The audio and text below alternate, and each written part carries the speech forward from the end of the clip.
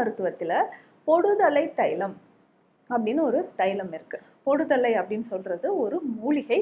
இது நீர்ப்பாங்கான இடங்கள்ல, சாலையோரங்கள்ல நம்ம நிறைய பார்த்துருப்போம், வயல் வரப்புகள்லாம் பார்த்துருப்போம். சின்ன ஒரு தாவரம், ஆனால் பொடுகு, அதாவது ஃபங்கல், ஆன்டி ஃபங்கல் ப்ராப்பர்ட்டி இருக்கக்கூடிய ஒரு முக்கியமான மூலிகை. ஸோ இந்த மூலிகையை நம்ம பயன்படுத்தி நம்ம இந்த கிராமப்புறங்கள்லாம் பார்த்துருப்போம். இந்த இலையை பிச்சுட்டு அரைச்சி தலையில் அப்ளை பண்ணுவாங்க. ஸோ அப்ளை பண்ணிவிட்டு குளிக்கும் போதே தலையில் இருக்கக்கூடிய பொடுகு நமக்கு கொஞ்சம் கொஞ்சமாக குறைய ஆரம்பிச்சிடும். ஸோ அதை தாண்டி பார்த்தோம்னா பொடுதலை தைலமும் இந்த மூலிகையை அடிப்படையாக வைத்து செய்யக்கூடியது தான். ஸோ சித்த மருந்தகங்களில் கேட்டிங்கனாவே கொடுப்பாங்க. இதை எப்படி பயன்படுத்தலாம் அப்படின்னா, வாரம் 2 முறை இந்த பொடுதலை தைலத்தை நம்ம பயன்படுத்தலாம். இல்லைங்க எனக்கு ரொம்ப டேண்ட்ரஃப் இருக்குது அப்படின்னு சொன்னீங்கன்னா, தினந்தோறும் இந்த ஆயிலை அப்ளை பண்ணிவிட்டு நம்ம குளிச்சுட்டு வரலாம். இப்படி குளிக்கும்பொழுது தலையில் இருக்கக்கூடிய டேண்ட்ரஃப் நமக்கு குறைய ஆரம்பிக்கும்.